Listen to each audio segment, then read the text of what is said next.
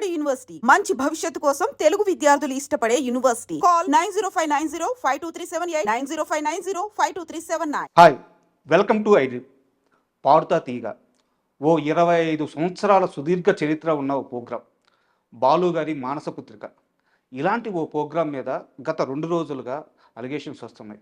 Singer ప్రవిస్త, ఆ అమ్మాయి ఈ ప్రోగ్రాంలో తనకు అవమానాలు ఎదురైనని, తనని తొక్కేశారని, కావాలనే తనని ఎలిమినేట్ చేశారని జడ్జిల పైన, ముఖ్యంగా సునీత గారు, కీరవాణి గారు, చంద్రబోస్ గారు, వీరందరి మీద అలిగేషన్ చేసింది. వీరితో పాటు ఆ ప్రోగ్రాం యొక్క కంపెనీ ఏదైతే ఆ ప్రోగ్రాం నిర్వహిస్తుంటుందో జ్ఞాపిక ఎంటర్టైన్మెంట్స్, వాళ్ళ మీద కూడా అలిగేషన్ చేసింది. అసలు ఈ మొత్తం వ్యవహారంలో ఏం జరుగుతుంది? ఈ నేపథ్యంలోనే సునీత గారు కూడా ఈ విషయం మీద స్పందించారు. అలాగే ఆ కంపెనీ యజమాని అయినటువంటి ప్రవీణ గారు కూడా స్పందించారు. అసలు ఈ మొత్తం వ్యవహారంలో ఏం జరుగుతుంది, అక్కడ ఏమన్నా మనకు తెలియని అంశాలు ఉన్నాయా? ఇలాంటి అన్ని విషయాలను శేఖర్ భాషను అడిగి తెలుసుకుందాం. హాయ్ శేఖర్ గారు. హాయ్ అండి. సార్, ఇప్పుడు పాడుతా తీగ అనగానే మనందరికీ బాలు గారు గుర్తొస్తారు. ఆయన ఆ ప్రోగ్రాం బతికున్నంత కాలం ఆ ప్రోగ్రాంని తన మానసపుత్రికలాగే ట్రీట్ చేశారు. బట్ ఇప్పుడు చూస్తే గత 2 రోజులుగా ఆ ప్రోగ్రాం మీద రకరకాల వార్తలు, రకరకాల అలిగేషన్లు వస్తున్నాయి. అంటే చూస్తుంటే కాస్త బాధగా ఉంది. బట్ అక్కడ నిజాలు ఏంటి అనేది మనకు తెలియవు. మీకున్న ఇన్ఫర్మేషన్ ఏంటి సార్? ఈ ప్రవస్తి అనే అమ్మాయి నాకు ఒక చిన్న సంబంధం ఉంది. అవునా? చిన్నపిల్లగా ఉన్నప్పుడు అప్పుడే ఆవిడ సినిమాలో పాటలు పాడారు. అంటే ముఖపరిచయం లేకపోవచ్చు కానీ ఒక సినిమా ద్వారా మా ఇద్దరికి కనెక్షన్. ఎలా అంటే సంగీతం గారు తీసిన వెల్కమ్ ఒబామా అని ఒక సినిమా వచ్చింది. దాంట్లో నేను ఒక పాత్ర పోషించాను. దాంట్లో ఒక బొడ్డోడి క్యారెక్టర్ ఉంటుంది. యాక్చువల్గా అది ఎంత సరగసీకి సంబంధించిన సినిమా. సో ఆ బొడ్డోడుని సరగేట్ చేస్తే పుడతాడు. ఇంకా వాడికి సంబంధించిన వాయిస్ కానీ వాడు పాడే ఆ పాటని ఈ ప్రవస్థితో పాడించారు. ఓకే. సో అలా మా ఇద్దరికి ఒక కామన్ ఫ్యాక్టర్ ఏంటంటే వెల్కమ్ ఒబామా. సో ఆ పాటల రికార్డింగ్ అవన్నీ ఉన్నప్పుడు కూడా నేను కొంచెం ఆ స్టూడియోస్ దగ్గరికి వెళ్దామని. బట్ అంత ఆవిడ చెప్పినట్టు, సునీత గారు చెప్పినట్టు అందరూ కూడా నాకు తెలిసిన చాలామంది సింగర్స్తోనే మాట్లాడా ఇది జరిగిన తర్వాత.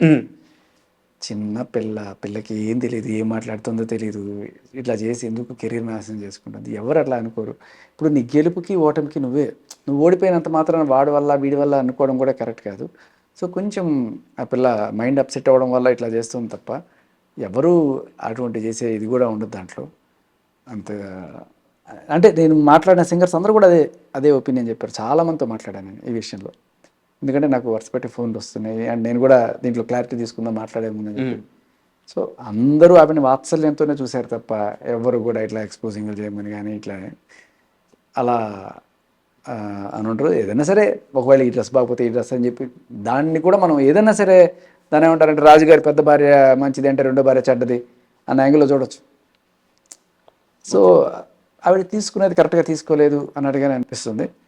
అండ్ ఒకవేళ కనుక అటువంటివి జరిగినా కూడా అంటే లైక్ ఈ మధ్యకాలంలో టీఆర్పీల కోసం ఇటువంటివి చేస్తున్నారనే ఇవి కూడా వస్తుంటాయి.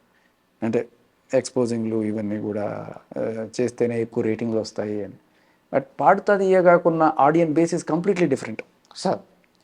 అది ఒక ట్రెడిషనల్ ప్రోగ్రామ్గా బాలుగారు అవును మానసపుత్రికగా వచ్చిన ప్రోగ్రామ్ అది.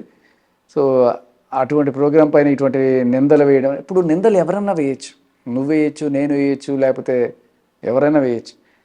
కానీ ఏదైనా సాక్ష్యాలు చూపించకుండా నిందలేస్తేనే ఇది ప్రాబ్లం. అమ్మాయి ఒక్క సాక్ష్యం ఏమైనా చూపించిందా?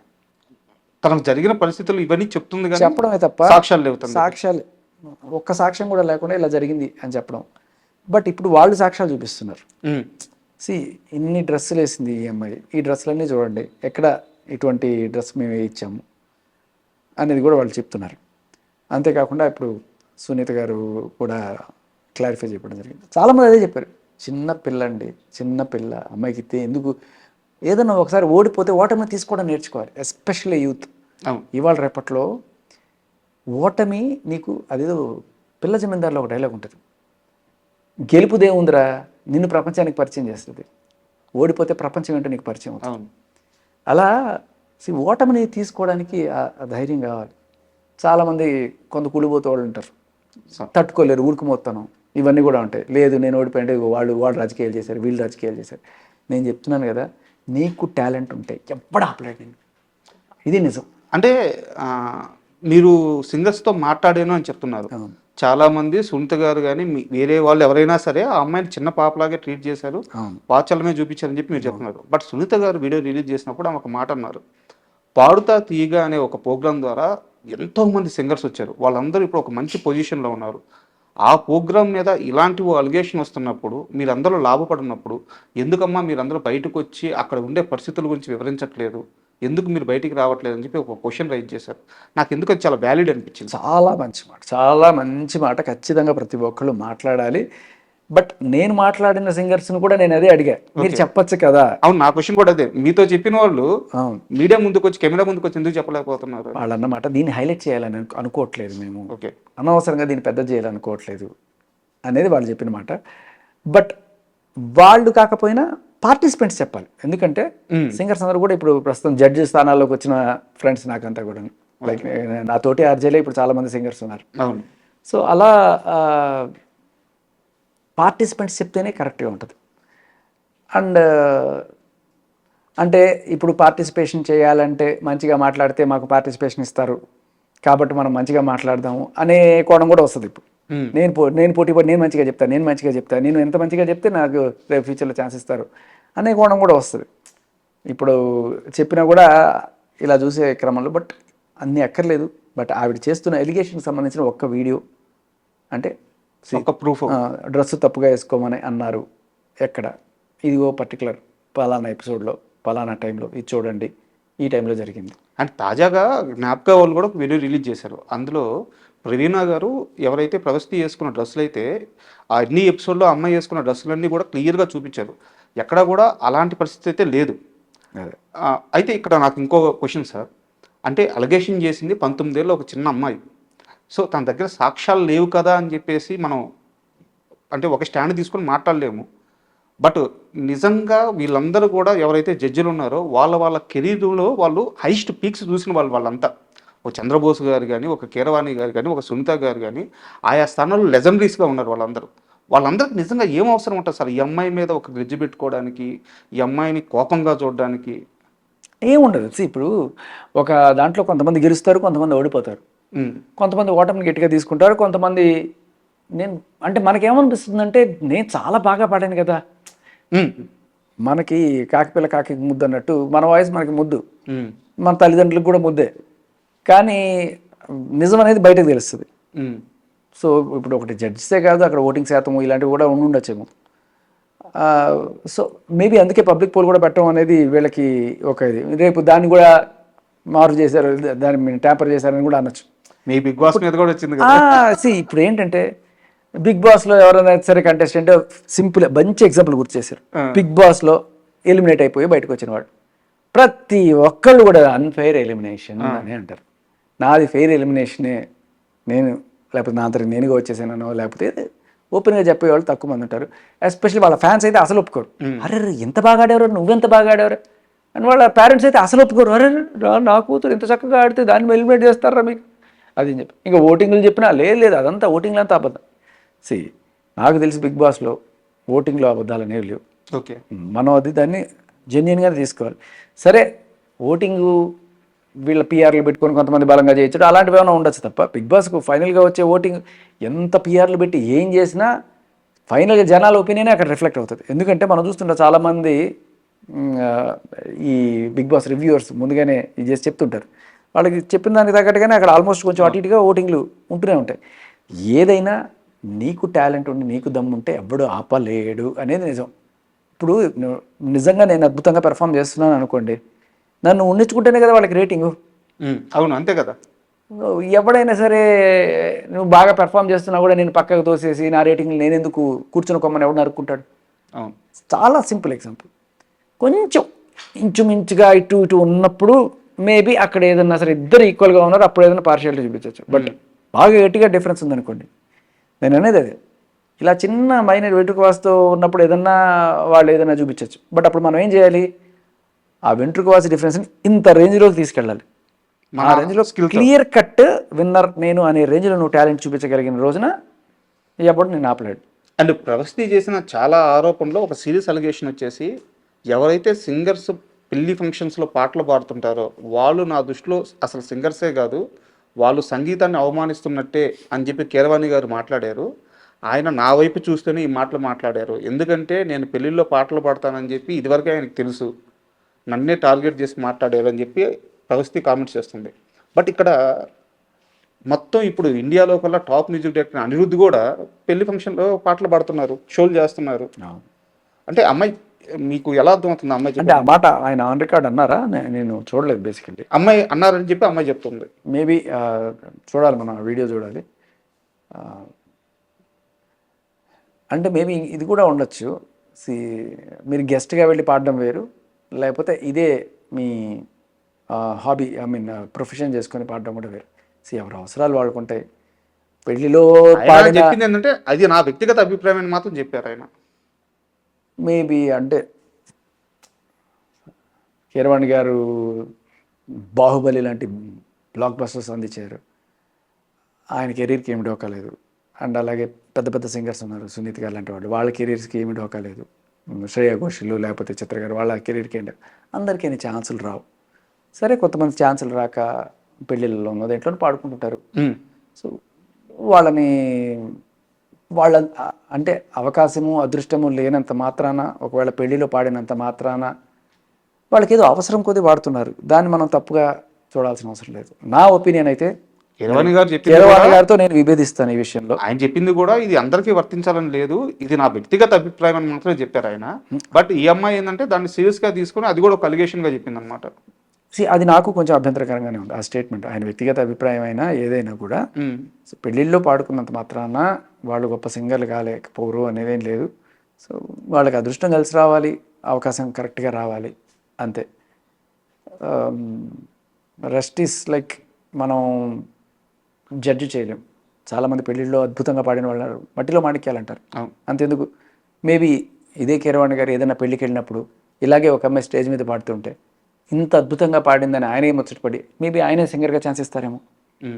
పాడినంత మాత్రాన, సో పెళ్లిలో పాడినంత మాత్రాన తక్కువ అని కూడా కాదు నా ఉద్దేశం. అది ఇప్పుడు భరతనాట్యాన్ని మీరు తీసుకెళ్ళి ఏ పబ్బుల్లోనో లేకపోతే ఇలా అందరూ బంధు తాగేసిన చోట అలా చేశారనుకోండి, అది కొంచెం చిన్న చూపు. అండ్ మేబీ ఆయన ఉద్దేశం ఏమైండొచ్చు నేను చెప్పనా, పెళ్ళిళ్ళు అంటే పద్ధతిగా జరిగే పెళ్ళిళ్ళు అన్నీ కూడా ఒక రకం, అలా కాకుండా పెళ్ళిళ్ళు అయిపోయిన తర్వాత ఆఫ్టర్ పార్టీలు ఉంటాయి, సంగీతం అందరూ తాగుతూ ఉంటారు, వాళ్ళు తాగేసి ఇలా. బేసికలీ ఇది సరస్వతి, దీన్ని గౌరవించాల్సిన స్టేజ్లో మనం పెట్టాలి తప్ప దీన్ని మనం కొంచెం తక్కువ స్టేజ్లో పెట్టకూడదు అనే ఉద్దేశంతో కూడా మేబీ ఆయన అనుండొచ్చేమో. పెళ్ళిలో పాడితే తప్పలేదు, బట్ ఆఫ్టర్ పార్టీలో లేకపోతే ఇట్లా అందరూ తాగుబోతులు ఇట్లా చేసినప్పుడు అది కూడా దానికి తగ్గ పాటలు వేరే ఉంటాయి. ఏ త్యాగరాయ కృతులు అలాంటివి పాడితే కొంచెం అవమానకరంగానే ఉంటుంది. అండ్ ఏది అంటే సమయం సందర్భానికి తగ్గట్టుగానే పాట ఉండాలి. అవును, అల్టిమేట్గా మ్యూజిక్ అనేది సరస్వతి అంతే. సో దాన్ని ఖచ్చితంగా ఏ ప్లాట్ఫామ్ అయినా ఎక్కడున్నా సరే దాన్ని గౌరవించుకోవాల్సిన అవసరం అయితే ఉంది. అంటే అట్లా అని కాదు, ఇప్పుడు దాంట్లో ఐటమ్ సాంగ్లు ఉంటాయి, వాటిని మన సరస్వతి అనలేము కదా. సో ఇప్పుడు సపోజ్ అటువంటి ఇష్టపడే వాళ్ళు ఉంటారు. ఇప్పుడు గీతామాధురి గారు ఉన్నారు, ఆవిడ కత్తికి రెండు పక్కల పదం ఉంటుంది, చక్కటి కీర్తనలు పాడతారు, అట్ ద సేమ్ టైం చెంకా చెంకేరి అని చెప్పి కూడా పాడతారు. సో అది సందర్భానికి తగ్గట్టుగా, ఆ ఫారంకి తగ్గట్టుగా మనం పాడితే పర్లేదు. నువ్వు ఇటువంటి చోట త్యాగరాయ కృతులు పాడడం అనేది కూడా అవమానించినట్టే ఉంటుంది. అండ్ ప్రవస్తి చేసిన ఆరోపణలో ఇంకోటి బలమైంది ఏంటంటే, సింగర్స్ అనే కాదు, కంటెస్టెంట్స్ ఎవరైనా సరే అంటే ఇలాంటి షోల్లో ముందుగానే ఎవరు ఎలిమినేట్ అవ్వాలని నిర్ణయించేసి ప్రోగ్రామ్ని ప్లాన్ చేస్తారు అని చెప్పి అమ్మాయి ఒక అలిగేషన్ రైజ్ చేసింది అనమాట. మీకు చాలామంది సింగర్స్తో పరిచయం ఉంది, వాళ్ళందరూ మీకు సన్నిహితులు, స్నేహితులు కూడా. మీకు ఎప్పుడైనా ఇలాంటిది ఎదురైందా? Absolutely not. మీరు యాజ్ ఇట్ ఈస్గా చెప్పిందే చాలామంది బిగ్ బాస్లో కూడా అనుకుంటారు. ముందుగానే డిసైడ్ చేసేస్తారు, చూడు నెక్స్ట్ వీక్ వీడు వెళ్ళిపోతారు, చూడు నెక్స్ట్ వీక్ వాడు వెళ్ళిపోతారు. Absolutely not. ఎప్పుడు ఏమైనా జరగచ్చు. లాస్ట్ మినిట్లో కూడా నిజంగా నీకు అంత టాలెంట్ ఉంది అంటే నిన్ను పంపించేద్దాం అనుకునేవాడు కూడా, ఒరే నేను తప్పు చేస్తున్నాను, ఈవిడ ఉండాల్సిన అమ్మాయి అనుకునే రేంజ్లో కదా మన పెర్ఫార్మెన్స్ ఉండాలి. సో ఖచ్చితంగా కాదు, ఒకవేళ అనుకున్న వాళ్ళ నోర్లు కూడా మూవ్ ఇచ్చే రేంజ్లో ఉండాలి నీ టాలెంటే నీ ఐడెంటిటీ అంతే. అండ్ ఇలాంటి షోల్లో మామూలుగా మనకి స్ట్రీమ్ అయ్యేది వచ్చేసి ఒక ఛానల్ స్ట్రీమ్ అవుతుంటుంది. బట్ వీటికి బ్యాక్ అండ్ లైన్ వచ్చేసి ఏంటంటే ఒక ప్రొడక్షన్ హౌస్ వర్క్ చేస్తూ ఉంటుంది. అవును. ఈ వర్క్ స్ట్రక్చర్ ఎలా ఉంటుంది సార్? అంటే చాలా మందికి ఏంటంటే ఈనాడులో టెలికాస్ట్ అవుతుంది, బట్ ఈ జ్ఞాపిక ఎవరు, వీళ్ళ రిస్ట్రిక్షన్స్ ఏంటి, ఈ వర్క్ సినారియో అంతా అర్థం కావట్లేదు. అదేముండదు. ఈనాడు వాళ్ళు ఒక స్లాట్ ఇస్తారు, వీళ్ళు కొనుక్కుంటారు. సో వాళ్ళు ప్రొడ్యూస్ చేస్తారు, దాన్ని వాళ్ళకి ఇస్తారు, ఎపిసోడ్ వాళ్ళు వేసుకుంటారు. సో వాళ్ళ రెస్ట్రిక్షన్స్ వాళ్ళకు ఉంటాయి, వాళ్ళ గైడ్లైన్స్ వీళ్ళ గైడ్లైన్స్ వీళ్ళే అంతే. సో వాళ్ళిద్దరు కొలాబరేట్ చేసే ప్రోగ్రామ్ అంతే, ఏదైనా అంతే. ఇప్పుడు జబర్దస్త్ ఉంది, మళ్ళీ వాళ్ళు చేస్తారు, మళ్ళీ కదా థింక్. సో వాళ్ళు చేస్తారు, రికార్డ్ చేస్తారు, వాళ్ళకి ఇస్తారు, వాళ్ళు వేసుకుంటారు. సో ఏంటంటే ఒకప్పుడు వాళ్ళే ఛానల్ వాళ్ళే చేసేవాళ్ళు, ఇప్పుడు ఏంటంటే అవుట్ సోర్స్ చేయడం అంటారు దీన్ని. సో వాళ్ళు తీసుకుంటారు, స్లాట్ తీసుకుంటారు. సీరియల్ అయితే ఒక 13 ఎపిసోడ్లు ముందుగానే చేసి ఇచ్చేసేయాలి, అలా స్టార్ట్ చేస్తారు. బాగుంది అనుకుంటే ఇంకా రెగ్యులర్గా ఇస్తూ ఉంటారు. ఇవే production houses. So TV channel production house, ఆ ప్రొడక్షన్ హౌస్ నడిపిస్తారు. అదొక హైరార్కీ లాగా అలా అంతే. అండ్ శేఖర్ భాష అంటే మగజాతి ఆణిముత్యం, మగవాళ్ళ మనోభావాలు కాపాడడానికి వచ్చిన వ్యక్తి కాబట్టి ఒక అమ్మాయి అలిగేషన్స్ని పెద్ద సీరియస్గా తీసుకోకుండా, పట్టించుకోకుండా ప్రవస్తి సైడ్ స్టాండ్ తీసుకోవట్లేదు అనుకోవచ్చు. అలా ఏం లేదు. ఇప్పుడు ఆవిడ చేసిన ఎలిగేషన్స్లో డ్రెస్సులు అలా వేసుకోమన్నారు, ఇలా వేసుకోమన్నారు అనే దాన్ని కూడా నేను పెద్దగా తీసుకోను. ఎందుకంటే చూసిన ఎపిసోడ్స్లో ఎక్కడ కూడా నాకు ఎక్కడ వల్గారిటీ కానీ ఆ ఎక్స్పోజింగ్ కానీ ఏమనిపించలేదు, పద్ధతిగానే ఉంది. అండ్ ఇంకొకటి ఏంటంటే ఎవరన్నా ఇప్పుడు ఇది చాలా చిన్న విషయం, ఈ డ్రెస్ కాదమ్మా ఈ డ్రెస్ వేసుకో అని చెప్పి అనడం, లేకపోతే కొంచెం గ్లామరస్గా కనబడాలి కదా ఇక్కడ దాకా కొంచెం ఇక్కడ దాకా వేసుకోండి. ఇవాళ రేపట్లో చాలామంది ఇక్కడ దాకా వేసుకుంది. బట్ మీకు క్లారిఫికేషన్ అంటే ఇప్పటిదాకా పాడతా తీయగలరు స్లీవ్లెస్ అనే డ్రెస్ లేదు. రైట్. సో నేను అనేది ఏంటంటే ఒక్కటి, ఎవరైనా నీకు చెప్తే ఇలా చెయ్యి అని చెప్పినా కూడా మనం ఆల్వేస్ మన ఒపీనియన్ కదా, మన ఇష్టం కదా, నేను చెయ్యను నాకు ఇష్టం లేదని చెప్పచ్చు కదా. అవును, అయిపోయింది అక్కడితో నేను వేసుకోను. అది ఎవరన్నా కావచ్చు, ఆ మేకప్ మ్యాన్ చెప్పచ్చు, లేకపోతే ఆ ప్రొడక్షన్ బాయ్ చెప్పచ్చు, ఎవడన్నా చెప్పచ్చు, ఇది కాదు ఇది వేసుకో అని చెప్పచ్చు. Ultimately you are the one who decides కదా. వద్దు నాకు ఇష్టం లేదు అంటే నిన్ను ప్రోగ్రామ్ నుంచి తీసేస్తాం అని చెప్పి తీసేయని. మన క్యారెక్టర్ ఏంటంటే వద్దు అన్నా కూడా వాళ్ళు చేయమన్నప్పుడు బయటకు వచ్చేసేయడమే ఉత్తమం. ఇప్పుడు చాలా చోట్ల ఈ కమిట్మెంట్ అనే పదం మీరు వింటుంటారు. ఒక అమ్మాయి ఎక్కడో ఆడిషన్కి వెళ్తుంది, హీరోయిన్ అవ్వాల కళతోటి, అక్కడ కమిట్మెంట్ అందరికీ తెలిసి వాళ్ళ ఓపెన్ సీక్రెట్ ఇది. అడగగానే సరే, ఒకవేళ అమ్మాయికి ఇష్టం లేదంటే ముఖం మీద చెప్పేసి నాకు ఇష్టం లేదు అని చెప్పి, అంతేగాని ఇష్టం లేకపోయినా సరే నేను హీరోయిన్ అవ్వాలనే కాంక్షతోటి అక్కడికి వెళ్ళి ఇదంతా చేసి ఫైనల్గా ఒక రోజున బయటకు వచ్చి ఇదిగో చూసారా, వాళ్ళెవ్వరూ నేను ఇది చేయరు. అంటే వాళ్ళు అడుగుతున్నది రైట్ అని నేను సమర్థించను, కానీ నో అనే చెప్పే ఇది నీ దగ్గర ఉంది, ఆ బుద్ధి ఆ హక్కు నీకుంది. సో నో అని చెప్పినా కూడా వాడు నేను బలవంతంగా అయితే చెప్పు తీసుకొట్టు, కేసు పెట్టు, ఇవన్నీ చెయ్యి. ఇలాంటి దరిద్రులు అడిగేవాళ్ళు ఎక్కడ పట్టినా ఉంటారు. ఆ ప్రొడక్షన్ బాయ్ ఉండొచ్చు, లేకపోతే ఒక కెమెరామ్యాన్ ఉండొచ్చు, ఆర్కెస్ట్రాలో ఒకడు ఎవడన్నా ఉండొచ్చు, ఇలాంటి వాళ్ళు ఎక్కడ పట్టినా ఉంటారు ఇవాళ రేపట్లో. సో అడిగితే మనం ఎలా బిహేవ్ చేయాలి, ఎవరి దగ్గర ఎంత ఉండాలనేది మనం వాళ్ళకి నేర్పించాలి. తెరా అవకాశం మేరారే అని చెప్పి, అలా లేదు అని చెప్పి మనం సరెండర్ అయిపోయి తర్వాత ఏదో రోజు నేను గెలవలేదు అని చెప్పి ఇట్లాంటివి కూడా ఇవ్వడని విషయం కాదు. నేను మామూలుగా చెప్తున్నాను. చాలామంది రెగ్యులర్గా ఫేస్ చేస్తున్న ప్రాబ్లం ఇది.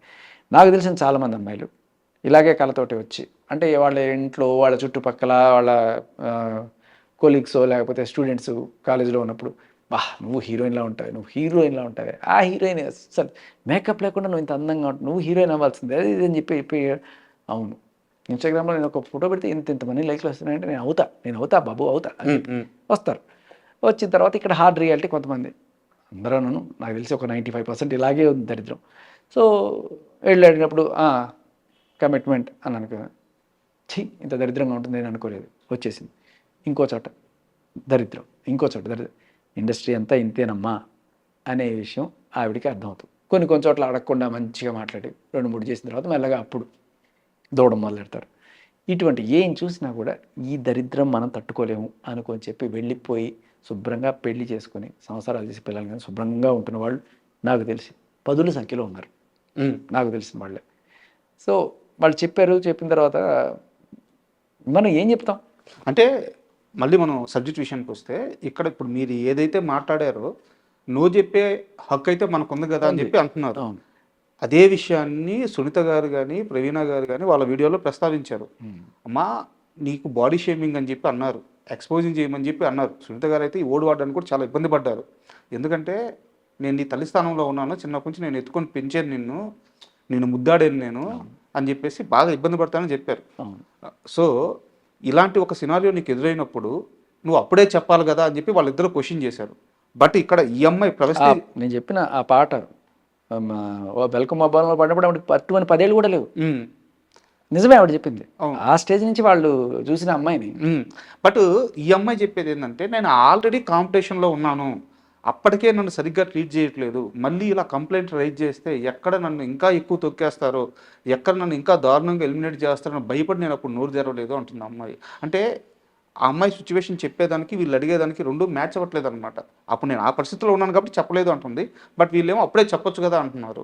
అంటే రేపటి రోజున వేరే అమ్మాయికి ఇలాంటి ఒక పరిస్థితి ఇక్కడని కాదు ఎక్కడైనా ఇండస్ట్రీలో కానీ ఇంకో కార్పొరేట్ ఆఫీస్లో కానీ ఎక్కడైనా సరే, ఇండస్ట్రీ ఒకటే కామన్ కాదు, అన్ని దగ్గరలో ఉంటాయి ఈ పరిస్థితులు.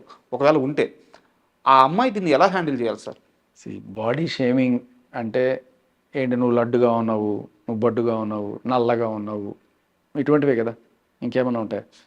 సో మేబీ మిమ్మల్ని లేకపోతే నన్ను ఎప్పుడప్పుడు ఎవరో ఒకళ్ళు అనే ఉంటారు. బాడీ షేమింగ్కి సరే మీరు వెళ్ళి కేసులు పెట్టి ఆ ఎఫ్ఐఆర్లు వేసుకొని ఇవన్నీ చేసుకొని ఎవడు కూడా చిన్న చిన్న వాటికి ఇచ్చాడు, జస్ట్ ఇగ్నోర్ చేసి మనం వచ్చేస్తాం, ఇంకొకసారి వాళ్ళ ఇది చేయం. బట్ దాన్ని గుర్తుపెట్టుకొని దాన్ని ఒక ప్లాట్ఫామ్ మీద పెట్టి దాన్ని ఇది చేయాలంటే you should have proper evidence, proofs. So ఎవరన్నారు, ఎప్పుడన్నారు, దానికి సంబంధించిన సాక్ష్యం ఏదన్నా ఉందా, అలిగేషన్ ఏమో నోటి మాట వేసేయచ్చు.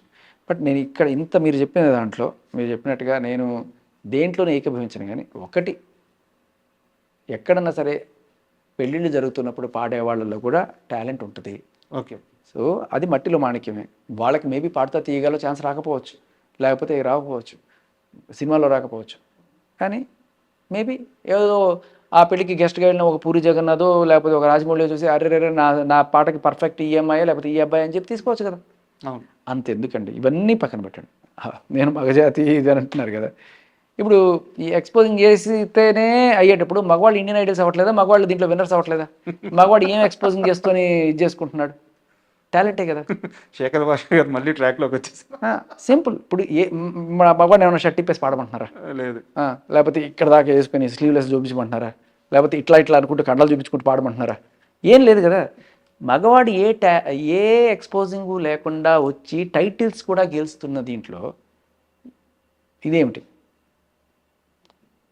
అంతే కదా. సింపుల్. వాడికి ఏ రకమైన అందాలు ఉండవు ఆరబోయడానికి, అయినా కూడా గెలుస్తున్నాడు కదా. టాలెంట్ ఉంటే ఆడ మగ తేడా లేదు, అంతే. ఎక్స్పోజింగ్ ఏమీ అవసరం లేదు అని దానికి ఇంతకన్నా పెద్ద నిదర్శనం అవసరం లేదు. మగాడు గెలుస్తున్నాడు టైటిల్స్ అంటే. అండ్ ఈ టాపిక్ కాస్త పక్కన పెడితే, అంటే దీనికి సంబంధం ఉన్న విషయం ఒకటి అడుగుతాను. మీకు చాలామంది సింగర్స్ తెలుసు, అండ్ వాళ్ళ లైఫ్ స్టైల్ ఎలా ఉంటుందో కూడా తెలుసు. సింగింగ్ని కెరీర్గా ఎంచుకున్న వాళ్ళు ఎవ్వరు ఈ రోజు వరకు, అంటే టాప్ రేంజ్లో ఉన్న ఆ నలుగురు ముగ్గురు తప్పించేసి ఎవ్వరూ కూడా కెరీర్లో సూపర్గా సెటిల్ అవ్వలేదు. సెటిల్ మీన్స్ నా ఉద్దేశం ఏంటంటే ఫైనాన్షియల్గా. అయ్యో బ్రహ్మాండంగా సెటిల్ అయ్యారండి మీరు. ఏమనుకుంటారు బ్రహ్మాండంగా అంటే? సెటిల్మెంట్ అంటే సరే వాడు ₹1,00,00,000 సంపాదిస్తారంటే 100 కోట్లు సంపాదించలేదండి అంటారు మీరు. సరే వాడు 100 కోట్లు సంపాదించంటే 1000 కోట్లు సంపాదించలేదు. సెటిల్మెంట్ అనేది మన జస్ట్ స్టేటస్. నేను సంపాదించే చిరుద్యోగిని ఎంతో నేను సంపాదించుకున్న దాంట్లో నేను తృప్తిగా ఉన్నాను, ఐఎమ్ సెటిల్.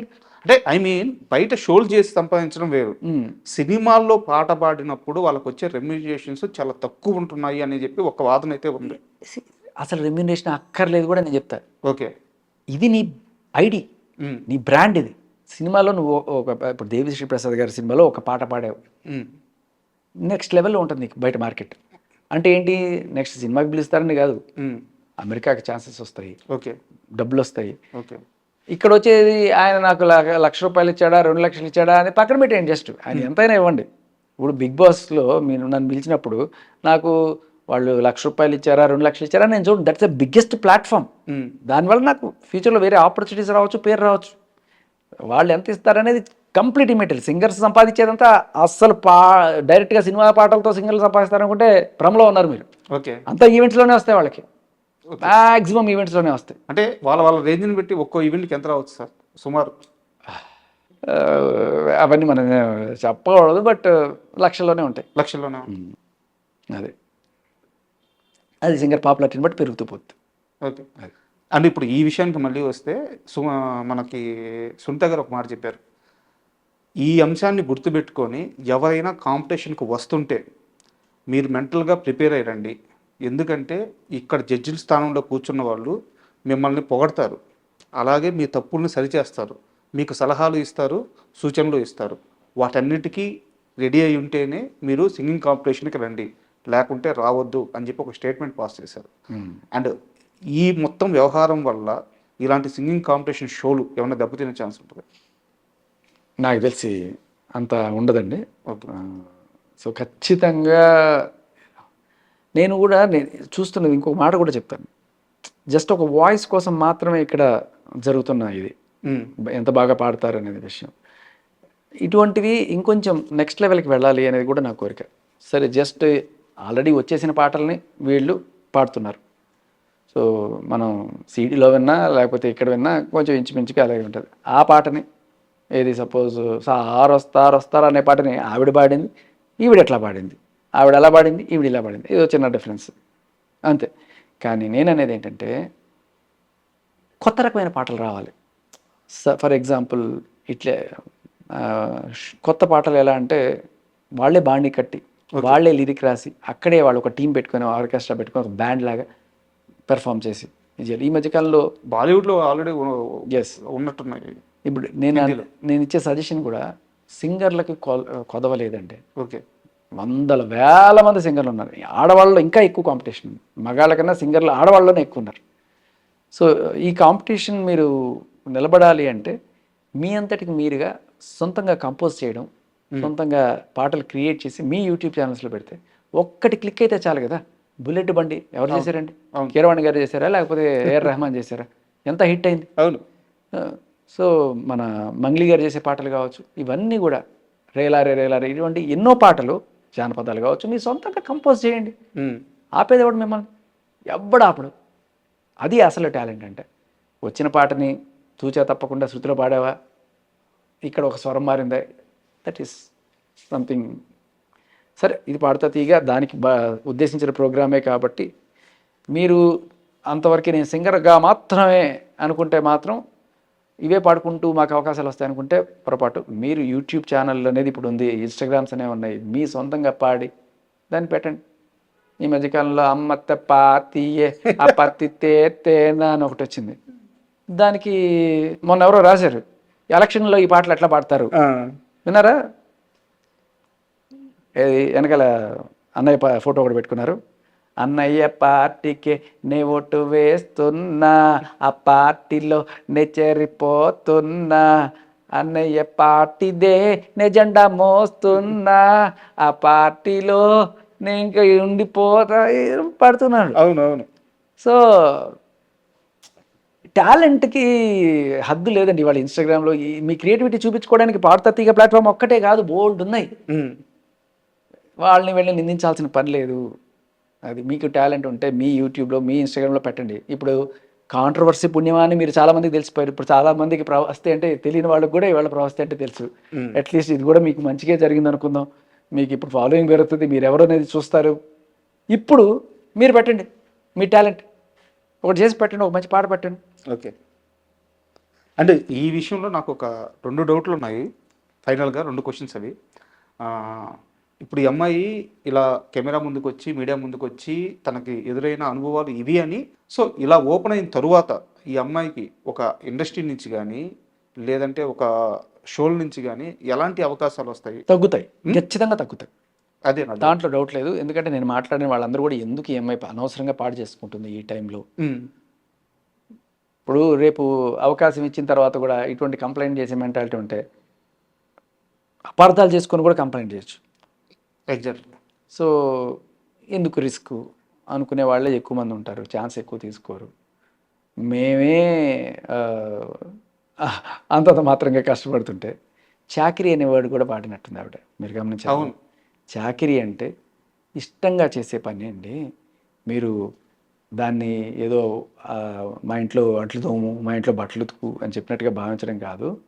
సో చాకరీ అంటే మీరు సంగీతం కోసం పెట్టి ఇప్పుడు ఒక పాట కంపోజిషన్ పొద్దున్నుంచి అక్కడ సాయంత్రం దాకా అక్కడ కూర్చొని ఆ పాట కోరస్లు కానీ లేకపోతే వాయిస్లు ఇస్తున్నప్పుడు మీరు నిజంగా ఒక ఎంజాయ్ చేస్తారు ఆ సంగీతాన్ని. ఆ ఎంజాయ్మెంట్ మీరు చేస్తున్నప్పుడు ఆటోమేటిక్గా మీ ఇది డెవలప్ అవుతుంది. దాన్ని చాకరీ అని ఆయన వాడుంటారు. దాన్ని కూడా మీరు వేరే రకంగా అర్థం మిస్అండర్స్టాండ్ చేసుకోవడానికి ఏముంది. కీరవాణి గారి విషయంలోనే అమ్మాయి అవార్డు వాడింది అనమాట. ఫస్ట్ వచ్చిన వారికి ఒక 1 lakh రూపీస్, సెకండ్ వచ్చిన వారికి ఇలా ఇలా ఇలా ఇలా ప్రైజ్ మనీ ఇస్తాను అని చెప్పి కీరవాణి గారు చెప్తూ 5th పొజిషన్లో వచ్చిన వారికి రోజు నాతో పాటు ఆర్కెస్ట్రా అంటే నాతో పాటు మ్యూజిక్ సిట్టింగ్స్కి వచ్చేవాళ్ళు కొంతమంది చాకరీ చేస్తుంటారు, వాళ్ళ దాంట్లో చేర్చుకుంటాను అని చెప్పారు.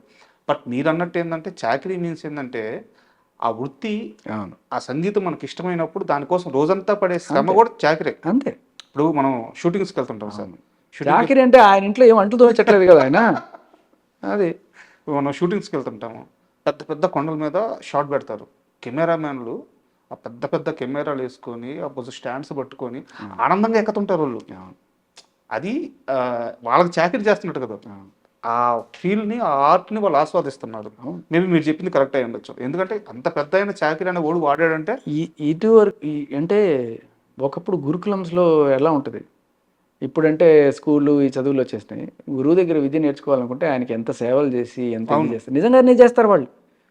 ఆయన గురువుగారి బట్టలు ఉతుకుతారు, గురుగారి ఇంట్లో వంటలు చేస్తారు, ఇవన్నీ చేస్తారు పిల్లలు.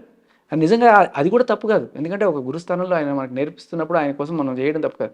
నేను సంగీతం లేకపోతే నేను విలువిద్య నేర్చుకోవడానికి వచ్చాను, అది మాత్రం నేర్చుకుంటానని చెప్పి పాండవులు లేకపోతే కౌరులు ద్రోణాచార్య దగ్గరికి వచ్చినప్పుడు అన్ని గురువు అంటే అంత భక్తి, దాంతో సేవలు చేస్తారు దాంట్లో.